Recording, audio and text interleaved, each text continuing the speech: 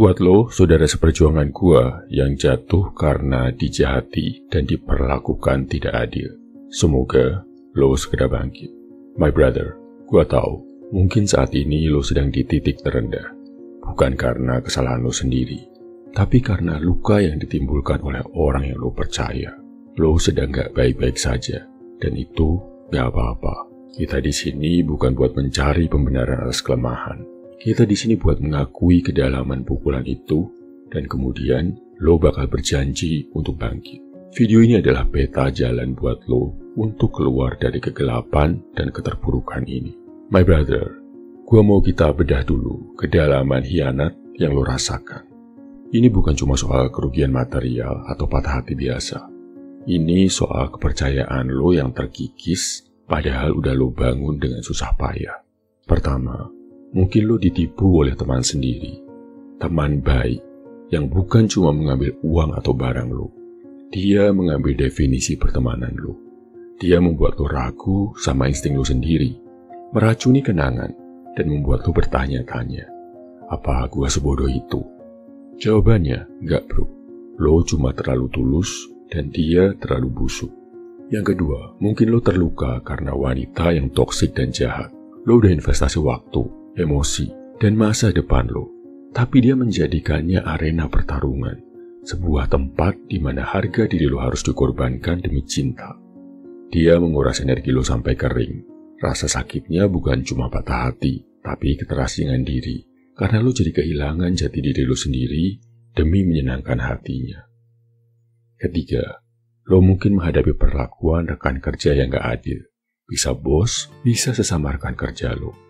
Di dunia profesional, integritas adalah segalanya bro. Ketika lo dihianati, ide lo dicuri, atau promosi lo diganjal, lo gak cuma kehilangan kesempatan karir. Lo kehilangan kepercayaan pada sistem. Lo merasa kerja keras lo selama ini sia-sia. Keempat, difitnah. Ini yang paling kejam. Fitnah adalah pembunuhan karakter tanpa darah. Reputasi lo yang lo bangun bertahun-tahun dengan susah payah hancur hanya karena kebohongan murah seseorang yang iri atau dengki. Lo gak bisa membela diri karena kebohongan itu menyebar lebih cepat daripada kebenaran. My brother, akuilah kalau lo adalah korban dan lo punya hak untuk berduka. Tapi bukan berarti lo selamanya harus bersedih dan selamanya lo harus merasa jadi korban. Setelah berduka, gua bakal ngajak lo buat masuk ke fase pemahaman. Lo harus paham kenapa orang-orang jahat ini bisa masuk ke dalam hidup lo. Alasan pertama, mungkin ini adalah ujian kualitas diri dari Tuhan. Jadi gini bro, orang jahat itu hanya bisa masuk dalam hidup lo ketika boundary lo sedang rendah. Mereka adalah filter yang diutus Tuhan untuk menguji seberapa kuat lo bisa bilang tidak pada drama, pada ketidakadilan, dan pada pengorbanan yang gak perlu. Alasan yang kedua, mereka adalah cerminan kegagalan mereka sendiri. Ingat, orang yang bahagia dan utuh gak punya waktu buat menghancurkan hidup orang lain. Mereka yang menipu, toksik, atau memfitnah adalah pribadi yang kosong. Kejahatan mereka bukan cerminan lo, tapi cerminan kehampaan yang mereka rasakan dalam diri mereka sendiri. Kejahatan adalah cerminan dari rasa sakit mereka. Hal yang ketiga, mungkin ini adalah peluang buat lo untuk upgrade diri. Pengkhianatan adalah alarm paling keras yang bisa lo dapatkan. Ini adalah sinyal bahwa lo harus bangkit. Lo harus tumbuh. Upgrade perisai mental lo. Upgrade insting lo. Upgrade kualitas orang di sekitar lo, my brother. Mereka nggak menghancurkan lo. Mereka cuma membongkar struktur lama yang ternyata udah rapuh. Sehingga lo bisa membangun yang baru, yang jauh lebih kokoh, dan yang 100% sesuai sama standar lo. Jadi my brother, jangan pernah menyesali ketulusan lo, walaupun itu berakhir dengan rasa sakit dan pengkhianatan. Sesali kekurangan kecerdasan emosional lo dalam membaca red flags. Ketulusan adalah kekuatan lo. Sekarang, tambahkan ketajaman dan ketegasan di atasnya. My brother, udah cukup filosofinya. Sekarang, gua mau kita bertindak. Lo akan melakukan riset total dalam 3 fase. Fase pertama adalah cut off atau pembersihan radikal. Gua mau lo jaga jarak fisik dan digital. Lakukan zero kontak secepat mungkin ke orang-orang yang pernah melukai diri lo. Blokir, hapus, gak ada lagi stalking sosial media, gak perlu lo cari tahu kabar mereka. Kontak sekecil apapun adalah pintu masuk untuk racun baru. Lo gak perlu tahu kabar orang yang udah memutuskan untuk menyakiti diri lo. Ada lagi yang namanya pembersihan lingkungan. Buang atau sumbangkan semua yang mengingatkan lo pada mereka. Ganti perabotan kecil, ubah layout kamar, karena lo butuh lingkungan baru yang gak membawa jejak trauma masa lalu. Lakukan juga yang namanya pembersihan mental. Hentikan percakapan internal yang menyalahkan diri sendiri. Ganti dengan, gua udah kasih yang terbaik, dan dia memilih untuk berkhianat. Ini bukan tentang gua, tapi ini tentang moral dia yang bobrok. Oke, fase 1 udah beres. Sekarang my brother, gua mau lo masuk ke fase kedua, adalah transformasi energi. Ubahlah amarah lo menjadi sebuah aksi. Jangan biarkan rasa marah lo jadi racun yang menggerogoti hati lo.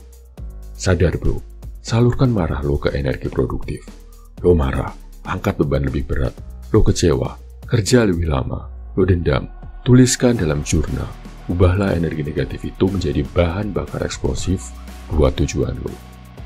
My brother, tingkatkan juga disiplin diri. Saat lo jatuh, disiplin adalah salah satu modal terkuat untuk bangkit kembali. Paksa diri lo buat bangun pagi, olahraga, dan menyelesaikan to-do list, walaupun hati lo sedang remuk. Disiplin mengalahkan motivasi yang datang dan pergi. Terus gue juga mau lo jaga kesehatan fisik dan prioritaskan kesehatan mental. Tidur yang cukup, nutrisi yang benar, dan coba ibadah, doa, atau meditasi. Jangan pernah mengabaikan kesehatan lo, hanya karena lo sedang terluka sama trauma. Ini adalah fondasi pertama untuk kebangkitan. Oke, setelah selesai fase kedua, gue mau lo masuk ke fase ketiga, adalah penguatan perisai, atau di mana lo bikin standar baru. Gue mau lo identifikasi red flags yang muncul di masa lalu. Tuliskan 5 red flag yang lo abaikan dari para penipu, wanita-wanita toksik, dan orang-orang yang memfitnah lo. My brother, bersumpahlah pada diri sendiri. Lo gak akan pernah mengabaikan red flags ini lagi.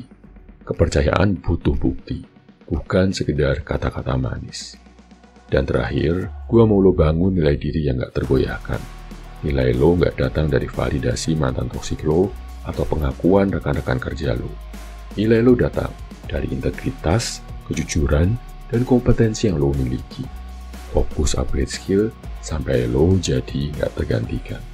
My brother, ada satu hal penting harus gue bilang ke lo. Kalau luka terbesar lo datang dari wanita toksik yang jahat, lo wajib menguatkan pertahanan lo. Lo gak bisa kalah 2 kali di lubang yang sama. Lo harus paham pola mereka. Lo harus tahu red flag-nya sebelum mereka merusak hidup lo. Karena itu, gue udah bikin sebuah persembahan buat lo. Sebuah e-book baru yang namanya Tipu Daya Wanita Toksik dan Pria Toksik. Lo bisa baca e-booknya di link komentar, deskripsi, atau bio. Di e-book ini, lo bisa mempelajari taktik mereka, memahami cara manipulasi mereka, dan dengan pengetahuan lo akan punya perisai diri yang gak bisa ditembus. Lo akan bisa lebih cepat bangkit, dan lo gak akan terjebak lagi. E-booknya boleh bayar semampunya bro. My brother, gua tahu jatuh terpuruk itu adalah hal yang berat. Tapi tolong my brother, jangan tetap di bawah. Bangkitlah, tinggalkanlah identitas lo sebagai korban. Ambil kendali, gunakan trauma ini sebagai api yang menempa karakter lo.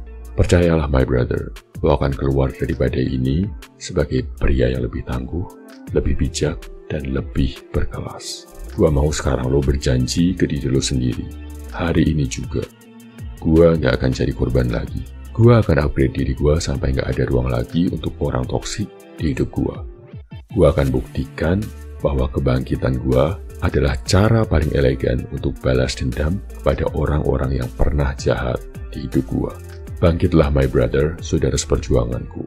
Perjalanan lu yang sesungguhnya sebagai pria yang tangguh baru saja dimulai. Tunjukkan pada dunia siapa diri lo sebenarnya. Salam my video man, semangat bro.